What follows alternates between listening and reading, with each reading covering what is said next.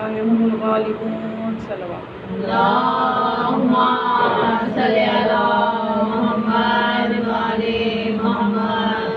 آپ کے سامنے میں نے قرآن پاک سے ایک آیت کی تلاوت کی جس میں خدا یہ فرما رہا ہے من یتولی اللہ ورسولہ کہ جو کوئی ولی بنائے اللہ کو اور اس کے رسول کو، والذین آمنوا اور ان لوگوں کو جو ایمان لائے، صاحبان ایمان کو ولی مانے، ان کی ولایت کو قبول کرے، تو یہی حزب اللہ ہے۔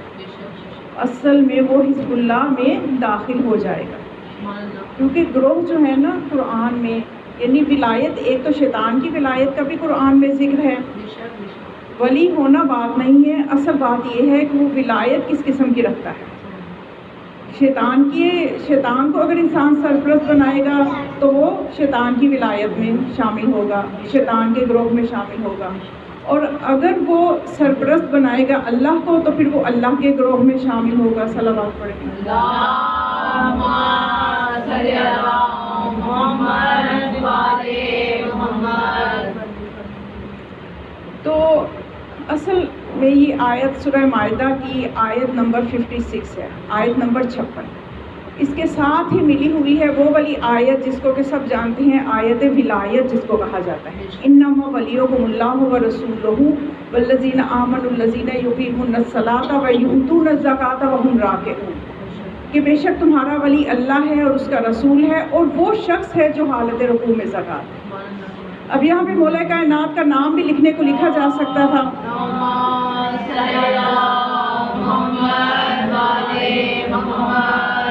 یہ انسانوں کی عقلوں پہ چھوڑ دیا ہے کہ وہ کس کو اس جگہ پہ جو ہے وہ دیکھتے ہیں کہ کس کو ہونا چاہیے، کہ وہ کون سی ہستی ہے کہ جس کی ولایت کا تذکرہ خدا اور رسول کی ولایت کے ساتھ کیا جا رہا ہے، کیونکہ خدا نے اپنے گروہ کی نشانی یہ بتائی ہے۔ حزب اللہ وہ ہے کہ جو اللہ کو ولی مانے، اس کے رسول کو ولی مانے اور صاحبان ایمان کو ولی مانے۔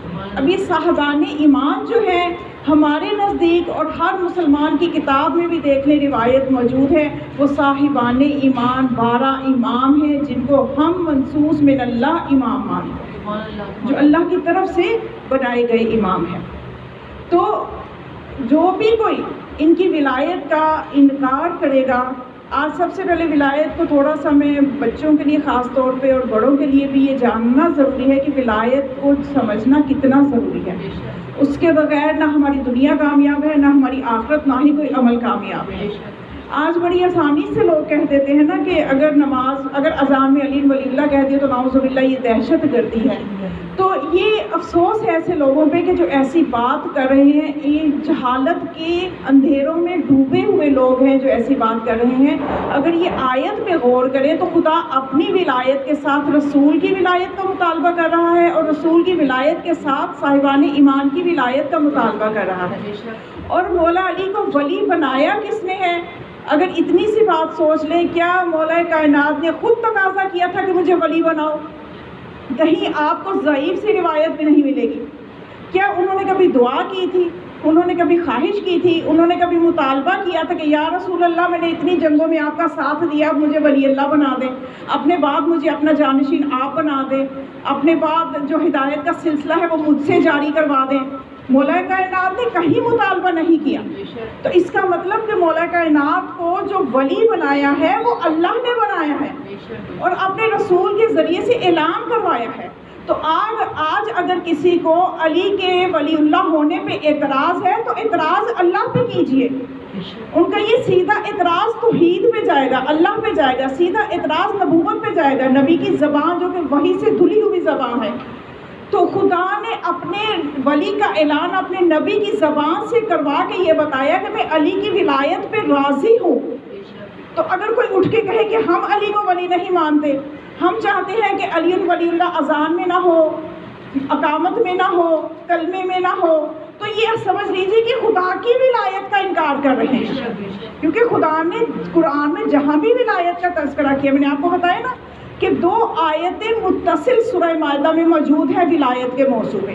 ایک وہ آیت جس کو آیت ولایت کہا جاتا ہے، انما ولیکم اللہ و رسولہ، کہ تمہارا ولی اللہ ہے، اس کا رسول ہے، اور وہ شخص ہے جس نے حالت رکوع میں زکوٰۃ دی۔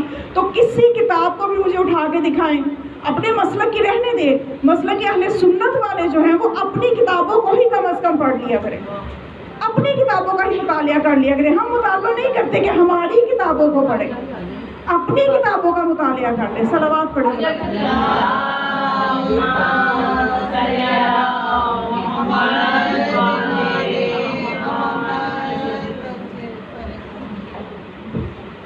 اگر اپنی کتابوں کا ہی مطالعہ کر لیں تو انہیں اس آیت کے ضمن میں جو روایت ملے گی وہ یہی ملے گی کہ انگوٹھی حالت رکوع میں مولا کائنات نے دی تھی۔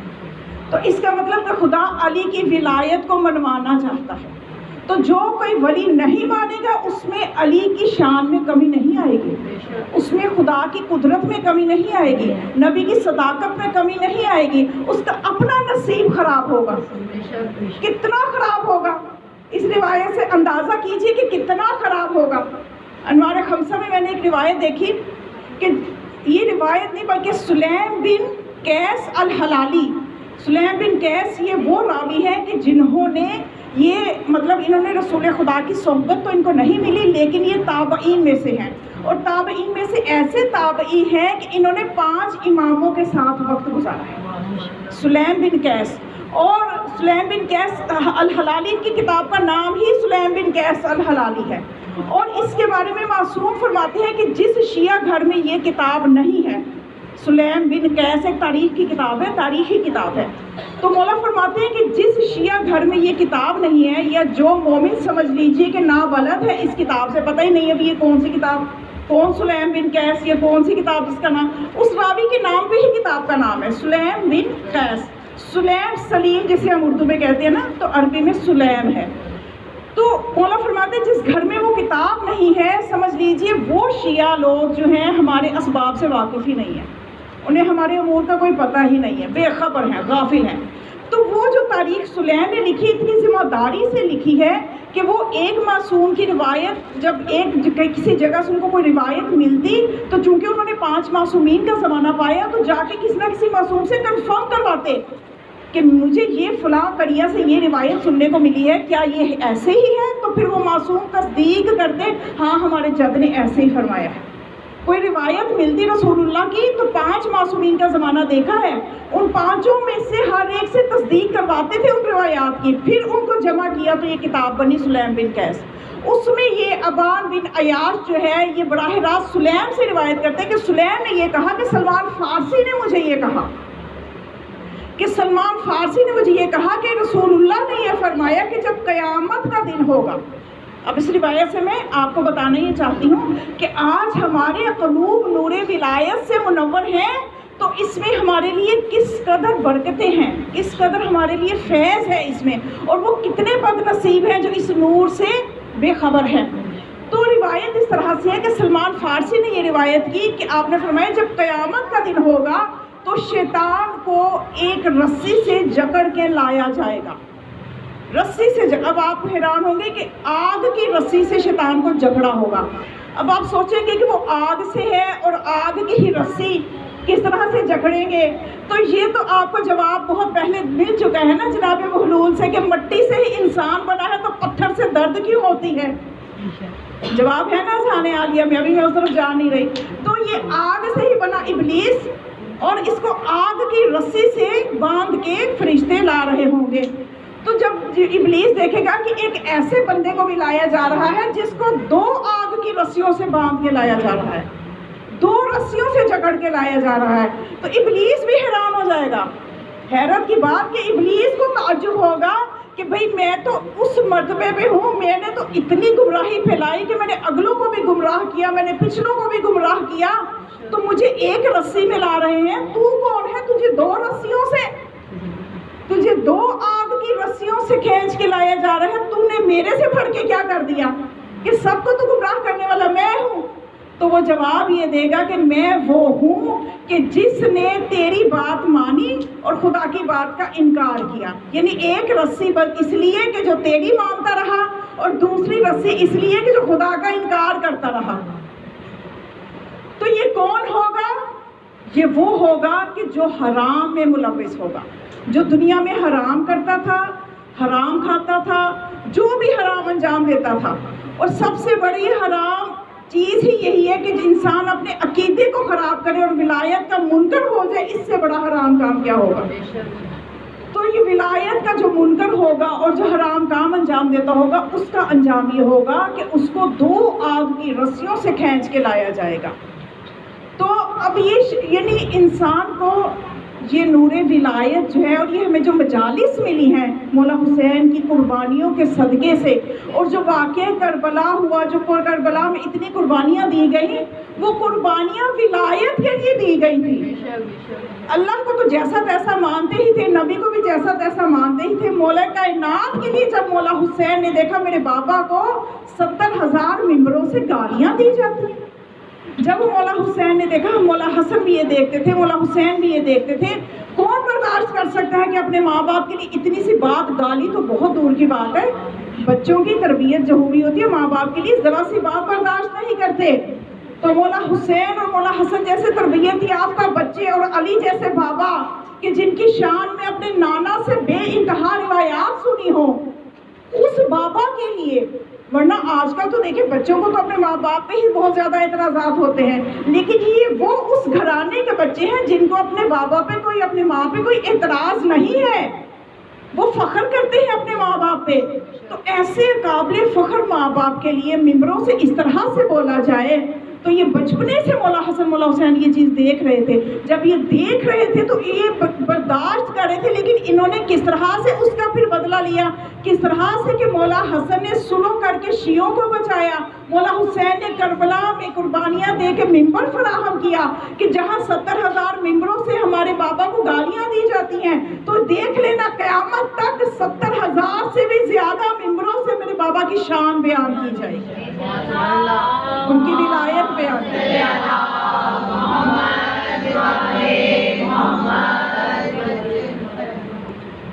تو مومنات، شیطان جو ہے یہ اس چیز کو سمجھ لینا چاہیے، انسان کو کہیں کا نہیں چھوڑتا، حتیٰ کہ ولایت سے بھی انسان کو ولایت کا منکر کر دیتا ہے. اب آج یہ جو جتنا بھی آپ بھی جان رہے ہیں کہ سوشل میڈیا پہ کس طرح سے ولایت کے خلاف زہر اگلا جا رہا ہے، تو یہ کیا ہے؟ شیطان کے تابع ہو کے ہو رہا ہے نا، یہ عقلیں شیطان کے تابع ہیں جو یہ اس طرح کے بیانات دے رہی ہیں.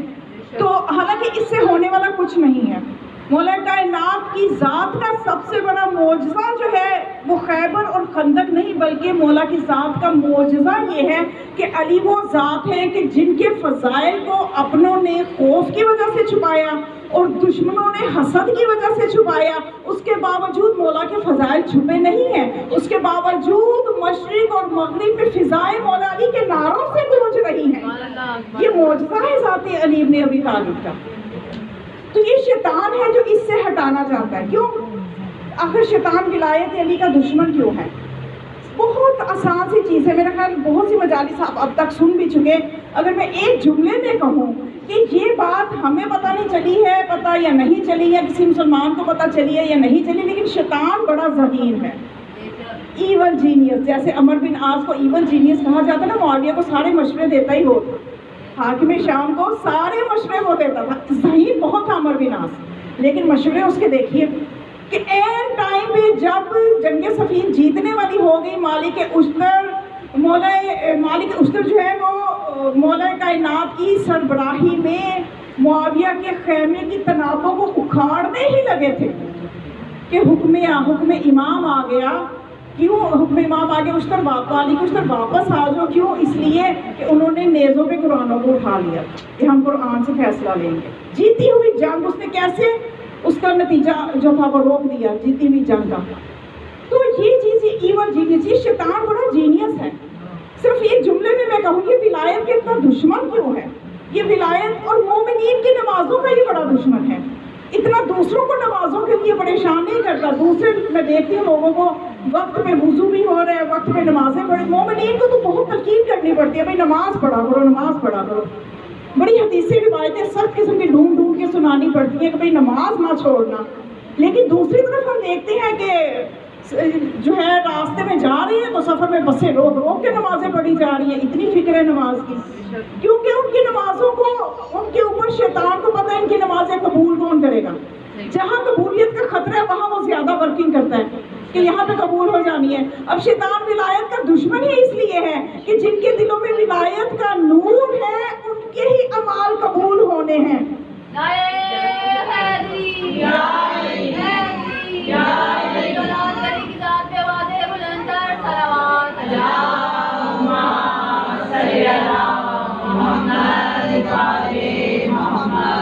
تو بس یہ وجہ ہے کہ شیطان جو ہے یہ شیعوں کے اعمال کا زیادہ دشمن ہے۔ انہیں پتہ ہے کہ ولایت ادھر ہے، جہاں ولایت ہوگی وہیں اعمال قبول ہوں گے، جہاں ولایت ہی نہیں ہے وہاں اعمال دیکھے ہی نہیں جائیں گے۔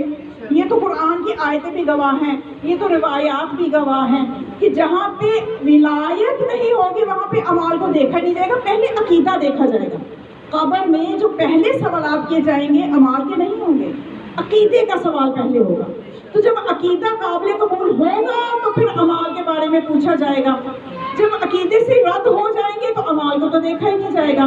تو اس لیے سب سے زیادہ دشمن بھی شیطان اسی چیز کا ہوگا کہ جس کی قبولیت کا خطرہ ہے اس کو۔ تو اب اس کی جال سے بچنے کے لیے انوار خمسہ میں روایت موجود ہے کہ 5 چیزیں اگر انسان اپنے اندر پیدا کر لے تو وہ شیطان کے جال سے بچ سکتا ہے۔ ان میں سے آج صرف ایک چیز پہ میں بات کروں گی، 5 دن ہے، روزانہ ایک چیز کے متعلق بات کروں گی، بتاؤں گی، اور اس کی تفصیل پہ انشاءاللہ ہم بات کریں گے تفصیل سے۔ تو سب سے پہلی چیز کہ معصوم فرماتے ہیں کہ اگر شیطان کے جال سے بچنا چاہتے ہو تو اللہ پہ توکل کرنا سیکھو۔ جب اللہ پہ توکل ہوگا تو انسان شیطان کے جال پہ نہیں آئے گا۔ اگر رزق کم ہے اور خدا پہ توکل نہیں ہے تو انسان فوراً حرام کام کی طرف جائے گا کہ میں چاہے حرام کر لوں مجھے رزق مل جائے، اور جب اللہ پہ توکل ہوگا تو وہی رزق حلال ہو کے اس کو مل جائے گا۔ توجہ ہے؟ کچھ چہرے تو بہت سوئے ہوئے ہیں، ایک جاگتے بھی صلوات پڑھیں۔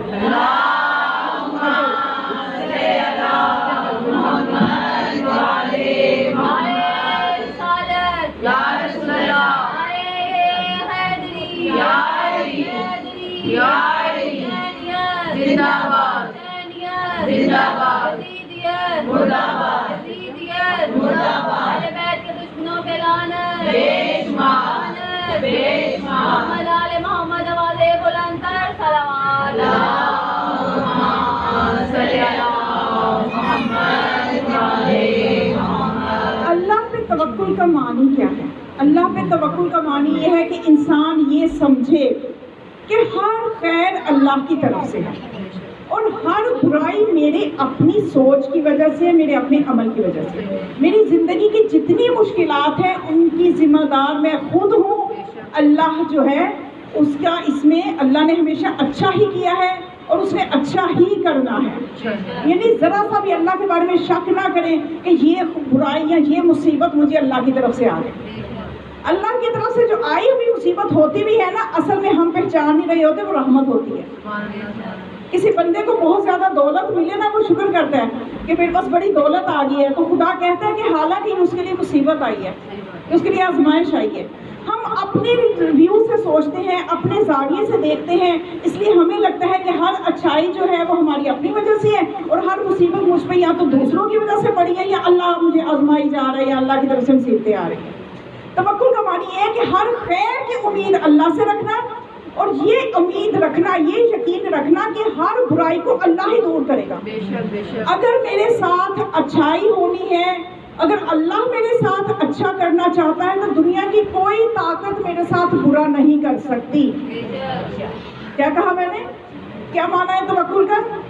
دہرانا ہے آپ نے میرے ساتھ کہ اگر اللہ میرے ساتھ اچھائی کرنا چاہتا ہے تو دنیا کی کوئی طاقت میرے ساتھ برائی نہیں کر سکتی، اور اگر اللہ نے میرے لیے کوئی مصیبت رکھ لی ہے تو دنیا کی کوئی طاقت اس کو دور نہیں کر سکتی۔ یہ ہے توکل کا معنی۔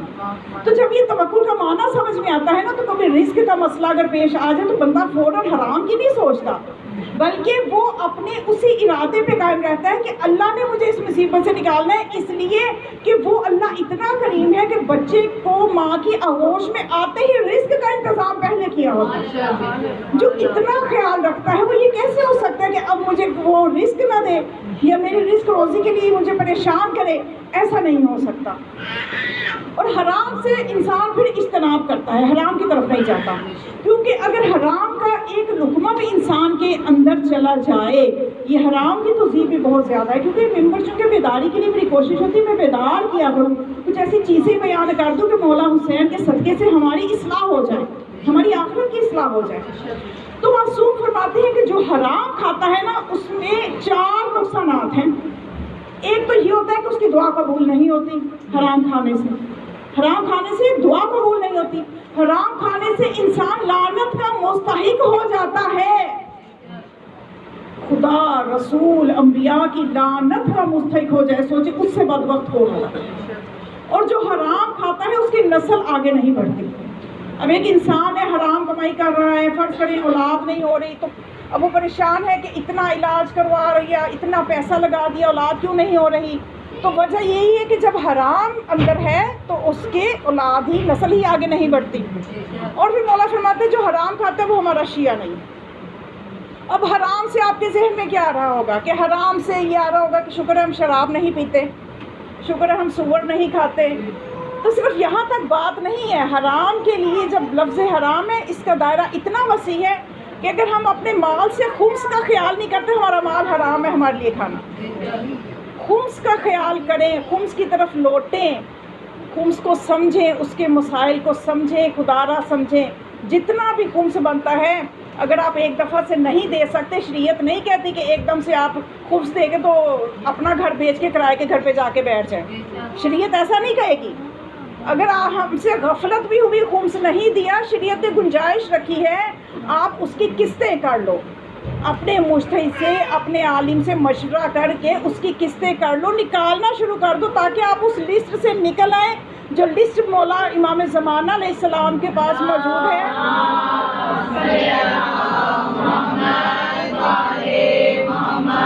مولا کے پاس لسٹیں موجود ہیں، ایک لسٹ ہے خمس دینے والوں کی، ایک ہے نہ دینے والوں کی۔ جو نہ دینے والوں کی لسٹ ہے ظاہر ہے کہ وہ اس میں وہ حق زہرا بھی کھا رہے ہیں، وہ حق امام بھی کھا رہے ہیں، حق سادات بھی کھا رہے ہیں، کیونکہ خمس کے 2 حصے ہوتے ہیں نا، مال سادات مال امام۔ تو اس میں بڑی گنجائش موجود ہے، نکلنا بہت آسان ہے، لیکن خمس نہ دینے والوں کی لسٹ میں گھسے رہنا یہ انتہائی بدبختی ہے۔ تو یہ حرام کا میں نے بتایا نا کہ دائرہ بہت وسیع ہے، بہت سی چیزیں جو حرام میں آ جاتی ہیں۔ تو اب جو حرام کھاتا ہے اس کی دعا قبول نہیں ہوتی، ہم کہتے ہیں ہماری دعائیں قبول نہیں ہوتی، پتہ نہیں ہم کس وقت کون سی کچھ غلط اپنے گھر سے نہ صحیح، پتہ نہیں کہیں اگلے گھر جا کے کچھ کھاتے ہیں۔ تو اتنا تقویٰ کی منازل تو ہم جانتے نہیں ہیں، تو پھر ہم نا یہ سمجھتے ہیں کہ ہمیں پتہ نہیں صحیح بھی بتایا گیا کہ نہیں، انہوں نے تو کہا تھا یہ کریں تو ایسے ہو جائے گا تو دعا قبول ہو جائے گی، دعا تو قبول ہوئی نہیں۔ تو پھر ہم اس طرح کے مسائل میں مبتلا ہو جاتے ہیں، ہم حقیقت تک پہنچ نہیں پاتے۔ تو جو حرام کھاتا ہے مولا فرماتے ہیں اس کی دعا قبول نہیں ہوتی۔ ایک جگہ پہ ایک بادشاہ تھا جو کہ ظالم تھا، بچوں کے لیے مفہوم آسان کر دوں، ظالم تھا، ظلم کرتا تھا اپنی رعایا پہ۔ تو ہوتا یہ تھا کہ جب بھی وہ اپنی رعایا پہ ظلم کرتا تھا، جو رعایا تھی اس میں اکثر حلال کھانے والے تھے، وہ کیا کرتے تھے، وہ بد دعا کر دیتے تھے بادشاہ کے لیے کہ یا اللہ اس نے ہم پہ یہ ظلم کیا، اس کو فلاں بیماری لگا دے، اس کو وہی بیماری لگ جاتی تھی۔ تو وہ جب بھی ظلم کرتا رعایا دعا کرتی اور بادشاہ جو تھا وہ بیماری میں مبتلا ہو جاتا۔ اب بادشاہ بڑا پریشان، اس نے ظلم سے منع نہیں ہونا، اس کی تو فطرت ثانیہ بن چکی ہے ظلم کرنا۔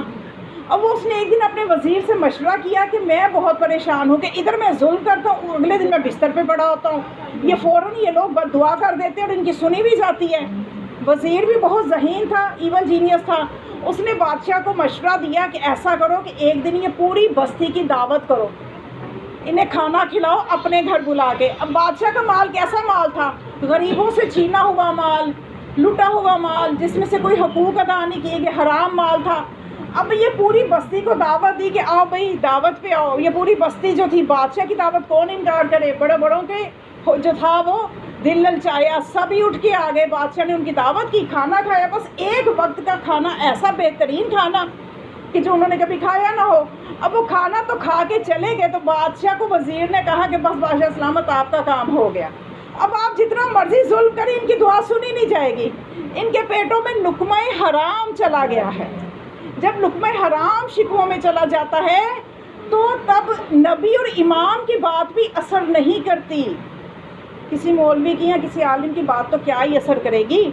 روز عاشور دیکھیے، مولا حسین علیہ السلام نے ایک حجت تمام کرنے کے لیے جب خطبہ دیا تھا تو امام علیہ السلام نے فوج اشقیاء سے یہ کہا تھا کہ میں نے تمہارا کیا بگاڑا ہے، میں تمہارے نبی کا نواسہ ہوں. تم نے دیکھا ہے کہ کس طرح سے تمہارے نبی میرے بوسے لیا کرتے تھے، اور تم جانتے ہو کہ میرا بابا کتنا عظیم بابا ہے، میرا نانا کتنا عظیم نانا ہے، میری والدہ گرامی کی عظمت کیا ہے، تم میرے خون کے پیاسے کیوں ہو. لیکن جب کوئی جواب نہ آیا تو مولا نے ایک جملہ کہا. مولا نے فرمایا کہ تم پہ میری بات کیوں اثر کرے گی، تمہارے شکموں میں حرام پور ہے. یہ وہ چیز ہے کہ اس سے ہم نے اپنے آپ کو بچانا ہے. اور جو رزق حلال ہے، جتنا رزق حرام کا کھانا انسان کو کہاں سے کہاں پہنچا دیتا ہے. عمر بن سعد بنا دیتا ہے، ابن ملجم بنا دیتا ہے، کہ وہ ابن ملجم جو کہ نماز شب پڑھا کرتا تھا، مولا علی کے قصیدے لکھا کرتا تھا اور پڑھا کرتا تھا، اس کے باوجود وہی قاتل امیر المومنین ہو گیا. کس لیے؟ اس لیے کہ جب اس کو حرام لگ گیا، جب اس نے حرام کھانا شروع کر دیا تو وہ ملعون بن گیا. تو جتنا حرام اثر انداز ہوتا ہے اسی طرح سے حلال کے فائدے بھی بہت ہیں. اگر انسان رزق حلال کھا لے اسے دنیا اور آخرت کی برکتیں مل جاتی ہیں. دنیا اور آخرت کی جو نعمتیں ہیں وہ اللہ اس کو نوازتا ہے. میں آپ کے سامنے ایک واقعہ بیان کرتی ہوں، بہت ہی اس میں آپ دیکھیے گا کہ رزق حلال کی برکت کیسی ہے. کہ ایک شخص جس کا نام تھا محمد، بہت بڑے فقیر بھی تھے اپنے زمانے کے. تو تقریباً یہ سمجھ لیجئے کہ یہ 9ویں صدی ہجری کا واقعہ ہے. تو اپنے زمانے کے عالم بھی تھے، فقیر بھی تھے. تو ان کا نام تھا محمد. ایک مرتبہ کسان تھے، وہ اپنے کھیتوں میں گئے محنت مزدوری کے لیے، وہ کسان کا پیشہ تھا ان کا. تو جب اپنے کھیتوں میں کام کرنے گئے تو اتفاقاً اس دن گھر سے بھوکے چلے گئے، ناشتہ کیے بغیر گھر سے نکلے. جب زوال آفتاب ہوا، بھوک بڑھ گئی کام کرنے سے، محنت کرنے سے، ناشتہ بھی نہیں کیا ہوا تھا. مجھے تو لگتا ہے آپ نے بھی نہیں کیا، جتنے آپ اس وقت سستی سے بیٹھے ہوئے ہیں مجھے تو لگ رہا ہے کہ آپ بھی ناشتہ نہیں کر کے آئے ہیں. صلوات پڑھیں.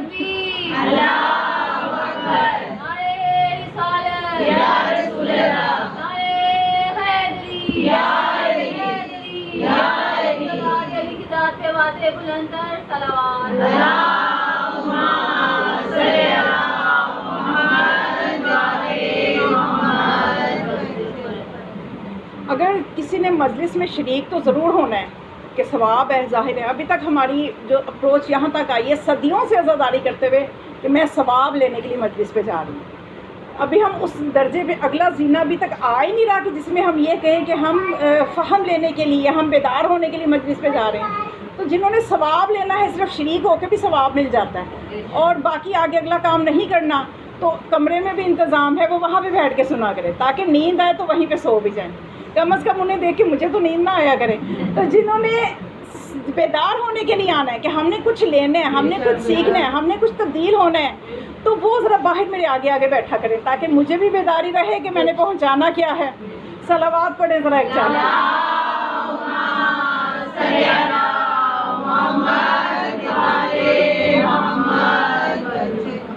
تو جب کام کرتے ہوئے بھوک لگ گئی، اب پریشان ہیں، اس راستے پہ دیکھنا شروع کر دیا کہ جہاں سے گھر سے کوئی کھانا لے کے آ رہا ہے یا نہیں.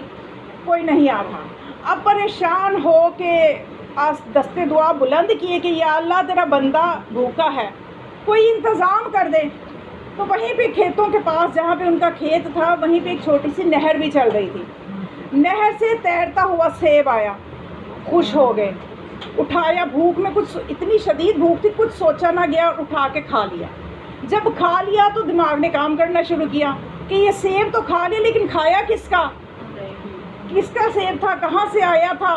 اب اپنا تو سیبوں کا باغ نہیں، اپنا تو کھیت ہے، اور یہ یقیناً کسی کے باغ کا ٹوٹ کے آیا ہے. اب جہاں سے آ رہا تھا وہاں پہ چلنا شروع کیا.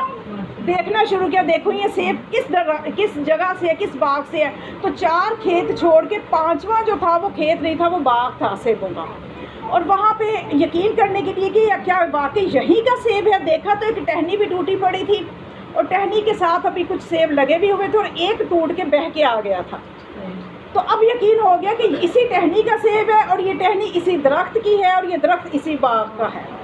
مطمئن ہو گئے. اب اس باغ کے مالک کو تلاش کرنا شروع کیا. اب وہ مالک تو نہیں ملا، کافی تلاش کیا تو ایک شخص نظر آیا اس باغ میں.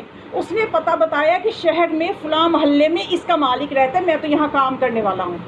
تو جب شہر گئے، محلہ ڈھونڈا. اردبیل میں رہتے تھے، اردبیل کا یہ واقعہ ہے.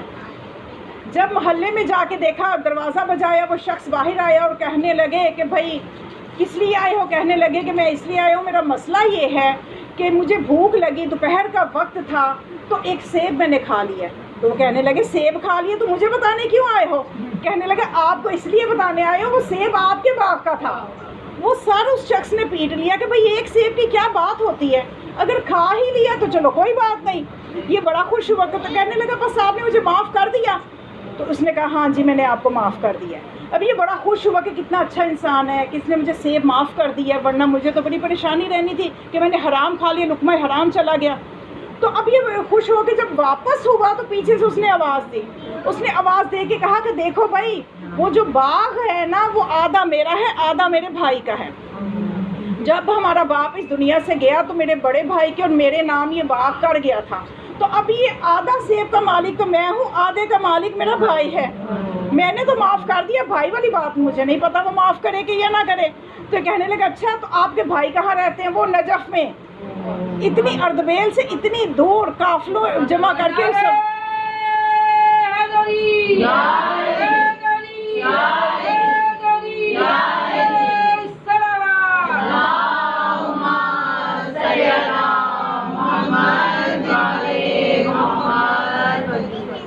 غور کرنے کی چیز ہے کہ جہاں پہ ایمان ہوتا ہے وہاں پہ ایک سیب کو لے کے اتنا فکر مند ہے، اور جہاں پہ ایمان نہیں ہوتا پورا باغ ہڑپ کر جاؤ. اگر آپ پہنچ گئے ہیں تو پورا باغ کھا لو تو پرواہ نہیں کی جاتی. تو یہاں پہ ایک سیب اذیت دے رہا ہے. اچھا بھائی بھائی کہاں رہتا ہے؟ نجف رہتا ہے. اب اس نے کیا کیا قافلہ ڈھونڈا. وہ قافلے نے 3 مہینے کے بعد روانہ ہونا تھا. اب اس قافلے کو کہا کہ جب بھی تم روانہ ہو میرا نام لکھ لو، میں نے نجف جانا ہے. بھائی نجف رہتا ہے. اچھا اب جب 3 ماہ کے بعد وہ قافلہ تیار ہوا، ان کو بتا دیا، ابھی اس قافلے میں شامل ہو گئے، نجف پہنچے. ابھی جتنے قافلے والے تھے وہ اپنے بیگ رکھ کے دوڑے حرم کی طرف، یہ بیگ رکھ کے دوڑا اس محلے کی طرف کہ جو بھائی کا پتہ دیا تھا اس نے کہ فلاں محلے میں میرا بھائی رہتا ہے. اب یہ قافلے والے حیران ہے کہ لوگ جاتے ہیں زیارت کرنے، تم کہاں چلے؟ اس نے کہا کہ وہ زیارت بھی تب قبول ہوگی جب ادھر سے بخشش ہوگی. تو اب یہ جب محلے میں گیا، جا کے دروازہ بجایا تو ایک شخص باہر آیا اور کہا کہ اس طرح سے پوری داستان سنائی کہ میں اس طرح سے آیا ہوں اور یہ اس طرح سے یہ معاملہ ہے، آدھا سیب آپ مجھے بخش دیں. اب یہ جو بڑا بھائی تھا یہ عالم دین تھا، یہ اتنا سیدھا نہیں تھا. چھوٹا بھائی سیدھا تھا، اس نے معاف کر دیا. عالم دین تھا، ہوشیار تھا. اس نے کہا کہ بھئی میں تو آدھا سیب معاف نہیں کروں گا. اب یہ پریشان اور اپنے ساتھ ایک زائر کو لے آئے کہ میں اکیلا گلیوں میں پھروں گا، چلو ہم مل کے گھر ڈھونڈتے ہیں. اب جس کے ساتھ راستے میں دوستی ہوئی وہ بھی ساتھ ہے. اس کے سامنے اب شرمندہ کہ کیا اب یہ مجھے مرغا بنائے گا اس کے سامنے، پتہ نہیں کیا سزا دے گا. اس نے کہا بھی سزا ملے گی، آدھا سیب آپ نے بغیر اجازت کے کھا لیا ہے. تو اس نے کہا اچھا بھی سزا کیا ہے؟ کہنے لگا سزا یہ ہے کہ میری بیٹی سے شادی کرنا پڑے گی، اور وہ میری بیٹی جو ہے اس کے ساتھ تمہاری شادی ہو جائے گی تو میں بخش دوں گا. اب یہ سوچنے لگا اتنی اچھی سزا پہلے مل جاتی، یہ تو کوئی ایسی سزا نہیں ہے. اب اس نے کہا کہ بھئی بیٹی کے ساتھ شادی تو کرنی ہے لیکن معاملہ اس طرح سے ہے کہ وہ گونگی ہے. تو یہ پریشان گونگی کے ساتھ اب چپ رہے. تو ساتھ والے نے اشارہ کیا کہ آدھے سیب کے پیچھے تم قیامت اپنے بٹھا رہے ہو، انکار کر دو. کہنے لگا کہ نہیں چلو. اس نے کہا کہ مجھے بس آخرت کی جو ہے نا ضمانت چاہیے نجات کی. تو اس نے کہا کہ اچھا چلے ٹھیک ہے. پھر وہ کہنے لگا گونگی ہونے کے ساتھ وہ بہری بھی ہے اور وہ اندھی بھی ہے. اب یہ جو ہے سوچ میں پڑ گئے اور سوچ کے ہاں کر دی. اور جو ساتھ والا تھا وہ کہنے لگا میں تو کل اس شادی پہ شریک نہیں ہوں گا، مجھے قافلے کے لوگ کہیں گے تم نے مشورہ بھی نہ دیا، تم کیسے دوست ہو، کہاں پھنسا دیا. تو یہ کہنے لگا کہ دیکھو میری بات سنو، اگر میری شادی ایک گونگی بہری اور اندھی لڑکی سے ہو بھی جائے تو یہ زندگی کتنی ہے، 40 سال 50 سال حد 70 سال 80 سال جی لیں گے، لیکن وہ آخرت کی سزا دائمی ہے۔ بے شک یعنی اگر یہ سزا کے طور پہ مجھے مل رہی ہے ایک گونگی بہری لڑکی، یہ سزا عارضی ہے، تو مقصد یہ ہے کہ دنیا کی عارضی سزاؤں کو قبول کر لینا چاہیے، یہ سوچ کر کہ دائمی سزاؤں سے ہم بچ جائیں۔ تو اب اس نے جب قبول کر لیا، شادی ہو گئی۔ جب شادی ہوئی تو اس نے جو دلہن کا گھونگھٹ اٹھایا، انہوں نے تو دیکھا وہ اتنی حسین و جمیل ہے، اس کی آنکھیں بھی ٹھیک ہیں اور وہ بول بھی سکتی ہے، تو اس سے کہنے لگے کہ دیکھیے محترمہ، دیکھیے بیگم صاحبہ، آپ کے جو والد ہیں نا، ہیں تو عالم دین، لیکن میرے سے جھوٹ بولا انہوں نے، جھوٹ یہ بولا انہوں نے مجھے کہا کہ بدصورت بھی ہے، گونگی بھی ہے، اندھی بھی ہے، بہری بھی ہے، تم تو دیکھ بھی رہی ہو، سن بھی رہی ہو، بول بھی رہی ہو۔ تو وہ کہنے لگی کہ بات ہی اصل میں ایسی ہے کہ واقعاً میں بہری اس لیے ہوں کہ آج تک نہ محرم کی آواز نہیں سنی، اور میں گونگی ہوں کہ کبھی نہ محرم سے نہ آواز میں نے سنائی ہے، اور اندھی اس لیے ہوں نہ کبھی نہ محرم کو دیکھا نہ دکھلایا۔ تو وہ خوش ہو گیا اپنی قسمت پہ، کہنے لگا یہ تو معاملہ بڑا بہت خوبصورت بن گیا، اور پھر پورا واقعہ اپنی بیگم کو بھی سنایا کہ میں تو اس طرح تم تک پہنچا۔ تو وہ کہنے لگی کہ وہ جو سیب تھا نا، وہ سیب تم نے کھایا نہیں تھا، میں نے بھجوایا تھا۔ یعنی جب وہ تقویٰ کی اس منزل پہ تھی کہ عالم یہ تھا کہ جب یہ بچی جوان ہوئی تو اس وقت والد نے پوچھا کہ بیٹا اب تمہاری شادی کی عمر ہے، تمہیں کس طرح کا شوہر پسند ہے؟ اب یہ بھی اسلامی تہذیب سیکھیے کہ ہم ابھی تک پریشان ہیں، ہمارے اندر کچھ چیزیں جو ہیں نا وہ اکٹھے رہنے کی وجہ سے نا، بڑے صغیر میں اکٹھے رہنے کی وجہ سے ہندوؤں سے رہ گئی ہیں۔ اب بچی سے یہ نہیں پوچھا جاتا تمہیں کیسا شوہر چاہیے، یہ ڈھونڈا جاتا ہے ہمیں داماد کیسا چاہیے، یہ تلاش کیا جاتا ہے کہ ہمیں داماد کیسا چاہیے۔ وہ بچی سے عالم دین پوچھتے کہ تمہیں شوہر کیسا چاہیے، تو وہ بچی کو چونکہ ہمیشہ لقمہ حلال کھلایا ہے تو وہ بچی جانتی ہے لقمہ حلال کی قدر و قیمت کیا ہے۔ تو اس بچی نے کہا کہ مجھے کوئی اور ڈیمانڈ نہیں ہے، مطالبہ نہیں ہے، بس ایسے شخص سے میری شادی کرنا جو نہ حرام کمائے نہ حرام کھلائے، اور کوئی مطالبہ نہیں رکھا۔ اب یہ کس طرح سے دیکھیں کہ کون اتنا حلال کھاتا ہے، کوئی نمازی ہو تو نظر آ جاتا ہے نمازی ہے، کوئی روزے دار ہو تو پتہ چل جاتا ہے افطاری کیجیے روزہ دار ہے۔ اب اتنی تحقیق کیسے کوئی کر سکتا ہے؟ تو یہ گئے مولا کائنات کے روزے پہ یہ عالم دین، اور جا کے مولا سے دعا کی کہ یا علی، بچی کو جوان کرنا میرا کام تھا، اب اس کے لیے اس کے لیول کا رشتہ بھیجنا آپ کا کام ہے۔ تو پھر یہ جو سارا معاملہ ہوا یہ حکم امام سے ہوا کہ کیسے اردبیل میں وہ حلال کھانے والا کہ جس کو آدھے سیب کی فکر ہے، تو وہیں سے باپ نے اندازہ کر لیا کہ یہی وہ رشتہ ہے جو مولا نے بھیجا ہے۔ تو اب جب ان کی تزویج ہوئی اور پھر دیکھیے انہوں نے ہمیشہ حلال کھایا، تو نتیجہ یہ تھا اس حلال کا کہ ان کو اللہ نے جو بیٹا دیا اس کا نام احمد رکھا، اور وہ احمد اردبیلی سے زیادہ مقدس اردبیلی مشہور ہوا۔ مقدس کے نام سے، مقدس مقدس ہر کوئی اس کو کہتا تھا۔ صلوات پڑھیں۔ اللہم صلی علی محمد و آل محمد۔ اتنی پاکیزہ اولاد، جب ہم تذکرے سنتے ہیں یا پڑھتے ہیں تو ہم چاہتے ہیں ہماری اولادیں بھی اتنی پاکیزہ ہوں، تو یہ کوئی ناممکن نہیں ہے۔ یہ جو میں نے آپ کو تقویٰ کا واقعہ سنایا ہے میں کسی معصوم کی زندگی کا نہیں ہے، کیونکہ اعتراض ہو جاتا ہے نا، جی لو جی وہ تو معصوم تھے، وہ تو معصوم تھے، تو یہ تو معصوم نہیں ہے نا، ہمارے جیسا انسان ہے جو عام ماحول میں پلا بڑھا ہے، تو اس کا مطلب یہ کہ ہم بھی کوشش کریں تو ہم بھی ان منزلوں کو طے کر سکتے ہیں، ہم بھی ان درجات کو پا سکتے ہیں۔ اور وہ مقدس احمد اردبیلی کے بجائے مقدس اردبیلی اتنے مشہور ہوئے کہ ہر کوئی انہیں کہتا ہی مقدس تھا، کہ ایک مرتبہ جب وہ نجف جانے لگے اردبیل سے تو راستے میں ایک شخص نے کہا کہ میں نے بھی اس طرف کربلا جانا ہے تو مجھے بھی آپ کربلا جانے لگے، تو اس شخص نے کہا مجھے بھی کربلا لے جائیے۔ تو جب وہ انہوں نے کہا ٹھیک ہے میرے پاس سواری تو ایک ہی، آپ اسی خچر پہ سوار ہو جائیں۔ جب وہ سوار ہو کے جانے لگے تو وہ پیچھے جو شخص بیٹھا تھا اس نے پوچھا کہ اے شخص تیرا نام کیا ہے؟ تو انہوں نے کہا احمد، اپنا نام بتایا۔ تو کہنے لگے کہاں کے ہو؟ کہنے لگا اردبیل کا۔ پھر اس شخص نے کہا اردبیل میں ایک مقدس بھی رہتا ہے۔ اب اس نے سوچا کہ پتہ نہیں کس مسلک کا بندہ ہے، مقدس کی تو شہرت تھی، آل محمد کا چاہنے والا، پتہ نہیں یہ پیچھے سے گردن دبا دے گا۔ تو اس نے آگے سے انہوں نے کہا کہ ہاں مقدس نام کا ہے، ایک عام سا بندہ رہتا ہے وہاں پہ، مقدس ہی اس کا نام ہے، یہ نہ بتایا کہ میں ہی وہ ہوں، ہاں وہ عام سا بس ایک انسان ہے۔ تو وہ شخص نے کہا کہ اگر وہ عام سا انسان ہوتا تو اس کے پیچھے اس کے زمانے کا امام اس کے ساتھ سواری نہ کر رہا ہوتا۔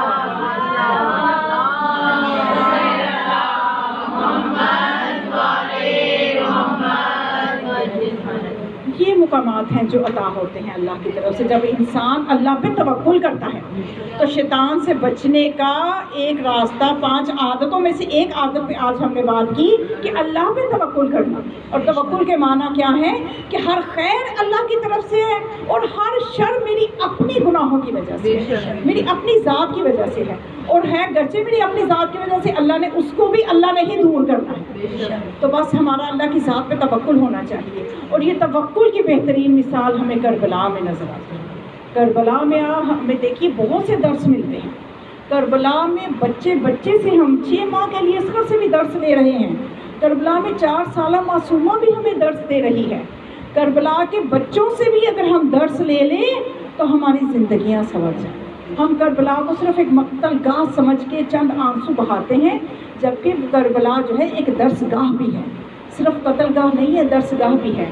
کیا حوصلہ تھا کربلا والوں کا، کیا صبر تھا کربلا والوں کا کہ ہم اندازہ بھی نہیں کر سکتے کہ روایات میں، مقتل کی کتابوں میں آپ دیکھیے کہ کس طرح سے 4 سالہ بچی پہ ظلم ہو رہا ہے، کس طرح بابا کی لاش سے کوئی ایسا ظالم ہوتا ہے کہ جو باپ کی لاش بھی نہ رونے دے۔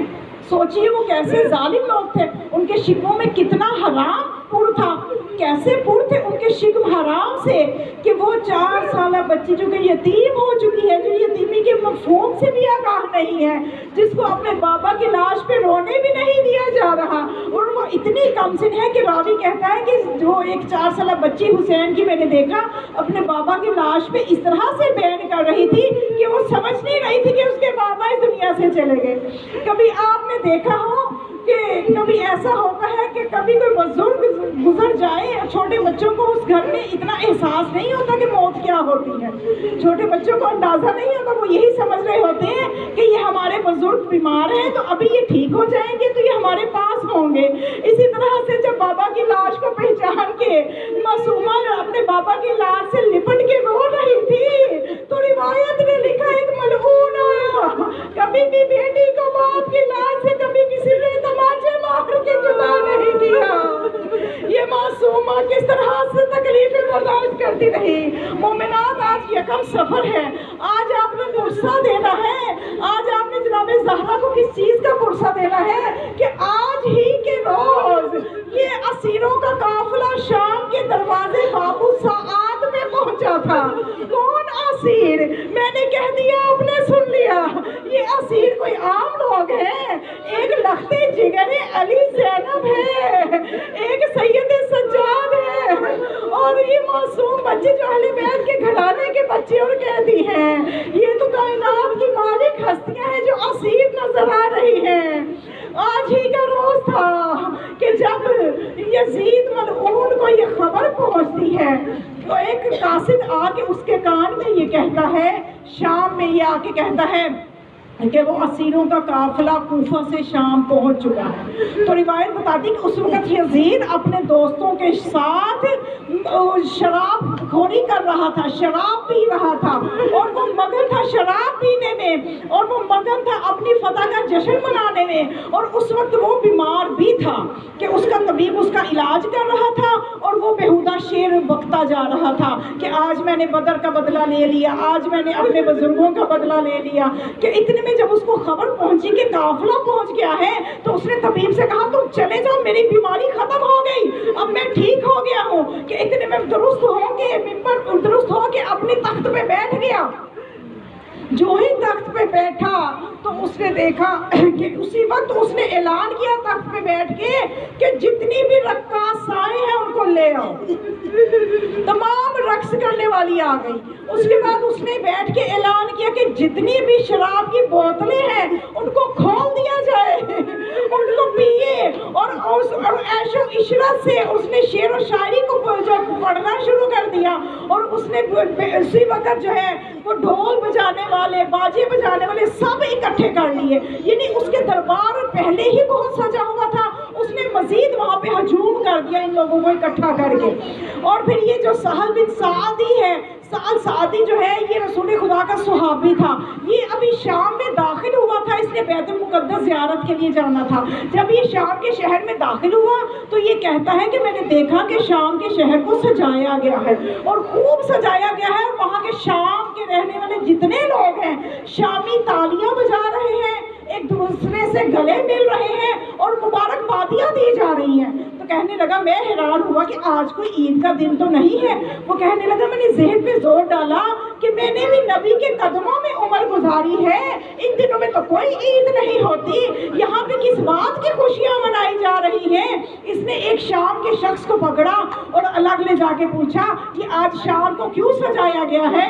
تو وہ شامی جو تھا وہ رونے لگ گیا، اور جب اس نے اپنا تعارف کروایا کہ میں سہل ہوں، رسول اللہ کا صحابی ہوں، تو شامی نے رو رو کے کہا سہل ہم لوٹ گئے، امت محمدیہ قیامت تک کے لیے رسوا ہو گئی۔ اے سہل میں تمہیں کیا بتاؤں، یہ جو قافلہ آ رہا ہے، یہ جو نوکے نیزہ پہ تو سر دیکھے گا، یہ سر کربلا میں آل رسول کے سر ہے جن کو نیزوں پہ سوار کیا گیا ہے، اور بے کجاوا اونٹوں پہ نبی زادیاں سوار ہو کے آ رہی ہیں۔ سہل نے کہا کس دروازے سے لایا جا رہا ہے؟ شامی نے کہا بابو سعد، آج بھی اللہ آپ کو زیارت کروائے، جا کے دیکھیے گا کہ وہاں پہ شام کے لوگوں کے حالات آج بھی ایسے ہیں، وہ گالیاں دیتے ہیں زائرین کو۔ خود میں بھی گئی، میں نے سنا وہ اپنی عربی زبان میں گالیاں دیتے ہیں زائرین کو، اور آج بھی وہ تماشے کی طرح دیکھتے ہیں زائرین کو۔ تو اس وقت احساس ہوتا ہے کہ ہم جیسے گناہگار، نہ ہمارے حجاب کا کوئی عالم، تو ہمیں جب اندازہ ہوتا ہے کہ وہ گالیاں دے رہے ہیں، گھور گھور کے دیکھ رہے ہیں، تو اتنا مشکل ہو جاتا ہے نا، بازار سے لے کے دربار یزید تک کا راستہ اتنا مشکل ہو جاتا ہے ہم جیسے گناہگاروں کے لیے۔ تو اس وقت ایک لمحے کے لیے خیال آتا ہے کہ نبی زادیاں یہاں سے کیسے گزری ہوگی۔ مولا سب کو شام کی زیارت نصیب کرے۔ تو کبھی جا کے بابو سعد میں آپ بھی تھوڑی دیر کے لیے رک کے سوچیے گا کہ یا زینب آج میں یہاں سے گزر رہی ہوں، کوئی پتھر تو نہیں مار رہا، کوئی آگ تو نہیں پھینک رہا، لیکن اے میری شہزادی جب آپ یہاں سے گزری تھی، جب مستورات آپ کے ساتھ تھی، جب ننھی سکینہ آپ کے ساتھ تھی، آپ یہاں سے جب گزری تھی تو لوگ پتھر بھی پھینک رہے تھے، آگ بھی پھینک رہے تھے۔ اس لیے تو سید سجاد نے فرمایا کہ مجھے اس طرح جو دربار میں پیش کیا گیا کہ جیسے میں کوئی قیدی ہوں، اور اس طرح سے کہ اگر میں حالانکہ میں فخر سے بتا سکتا تھا کہ میں رسول اللہ کا نواسا ہوں، میں فخر سے بتا سکتا تھا کہ میں امیر المومنین کا پوتا ہوں، لیکن مجھے ایک قیدیوں کی طرح یزید کے دربار میں کاش کے پیش نہ کیا جاتا۔ تو بس مومنات اب میں مزید آسان کرتی ہوں۔ یہ سہل کہتا ہے کہ جب میں بابو سعد پہ گیا تو رش اتنا زیادہ تھا کہ میں قدم آگے بڑھاتا تھا لیکن قدم پیچھے پڑتا تھا۔ بڑی مشکل سے میں جب قیدیوں کے قافلے کے پاس پہنچا تو میں نے سب سے پہلے نیزوں پہ سروں کو دیکھا۔ ایک سر تو میں نے ایسا دیکھا کہ اس سر پہ میں نے خود ان لبوں پہ رسول کو بوسے لیتے دیکھا تھا۔ میں نے کئی بار اس سر کو ہوشے رسول میں دیکھا تھا، میں نے کئی بار اس سر کی پیشانی کے بوسے لیتے دیکھا تھا۔ آج وہ سر جس کی پیشانی کے بوسے رسول اللہ لیتے تھے آج نوکے نیزوں پہ سوار ہے، اور وہ لب جن پہ رسول اللہ بوسا لیتے تھے ان پہ اتنی بے ادبی کی گئی تھی کہ وہ لبے حسین نیلے پڑ چکے تھے۔ وہ کہنے لگا سروں کے پیچھے جو قطاریں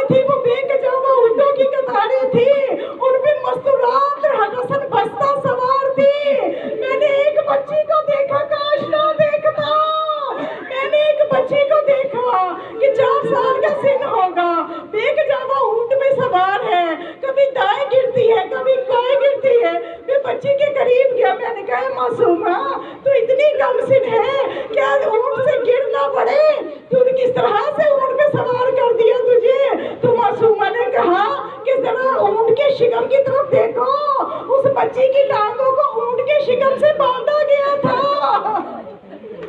और एक रस्सी ऊंट के गले से घुमा के बच्ची के हाथों को उस रस्सी से बांधा गया था। समझिए कि ऊंट बेकजामा ऊंट पे बच्ची को इस तरह से लटाया कि जब उन रस्सियों को खोला तो जनाब सकीना का सीना जख्मी हो चुका था। सहल कहता है कि बच्ची, मैं बाकी मस्तूरात से बात करते हुए हया महसूस करता हूँ, लेकिन मासूमा तू मुझे बता, कोई हाजत है, कोई जरूरत है तो बता, मैं तेरे नाना का सुहाबी हूँ। तो उस मासूमा ने ये कहा कि अगर कुछ कर सकते